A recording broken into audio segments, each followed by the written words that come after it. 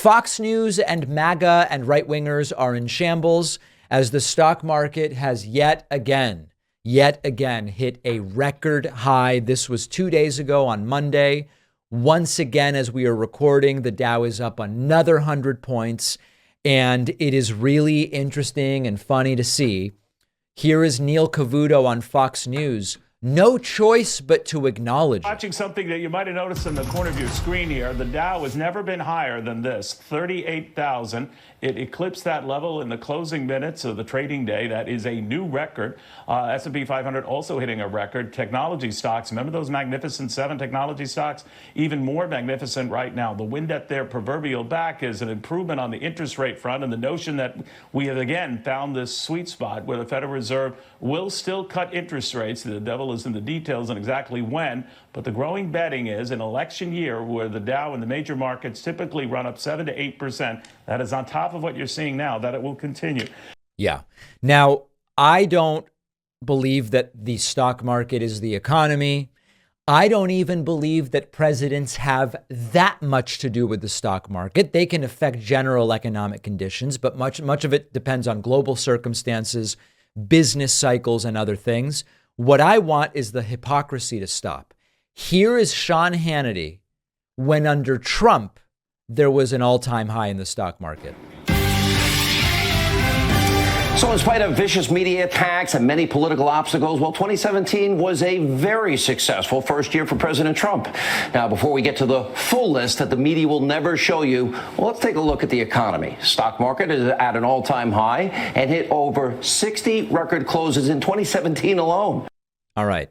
Very similarly, we right now have a stock market at an all-time high with endless record closes in 2023 and 2024 alone. What does Hannity have to say now, though, about the stock market? Because remember, it's no longer his buddy Trump in the White House. It's Joe Biden. Well, he's singing a very different tune.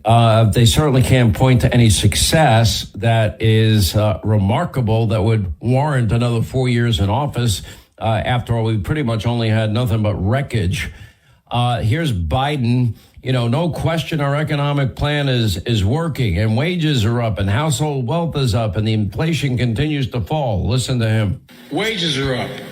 Household wealth is up. Not only for middle-class Americans, for Latinos, for Black Americans, for minorities. Costs are still too high, but inflation continues to fall and mortgage rates are falling and they're going to fall more. Last week, we learned that America filed 16 million in America, 16 million new applications for businesses, for a new business since I became president. Folks, that's a record. Every single one of those new small businesses is an act of hope. Yeah, well, what he's not telling you is home sales are the slowest in 29 years. Now, stocks did hit an all-time high. What did we learn last week is that the stock market impacts 8% of Americans. It does not impact the other 92%. It's one of the main reasons I've never used it as any kind of real barometer in terms of the health of our economy. You haven't? What about every month under Trump? And, you know, this thing can come tumbling down just as quickly as it went up. Yeah. Unfortunately, we have the receipts. And Sean Hannity regularly including stock market highs as accomplishments for Donald Trump. Just as a, you know, we can look at one other one of these. This one's from 2017. We care about the forgotten men and women in this country, people in poverty, on food stamps, out of work. Now, despite the Senate's inability to pass laws and approve the president's picks, well, the president, he's working at the speed of Trump and has for the last 10 months to get things done. And, of course, members of the lazy Destroy Trump media are. And then on the screen behind him is, of course, stock market at an all-time high. You know, I don't need anyone to believe that presidents determine how well the stock market does. I just need the endless hypocrisy and double standards to stop.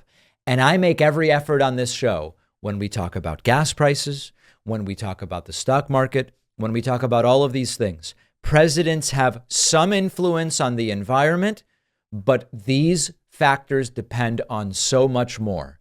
When you allege that Joe Biden will be such a disaster that the stock market will crash like 1929, which is what Trump said, and then you get an all-time high, it's also important to show that the doom and gloom about Democratic policy doesn't actually hurt the stock market either. Those are the important things. Whatever blame or credit you attribute to presidents for the stock market or the economy is a different story. But these are transparent hypocrites, and their audiences don't care.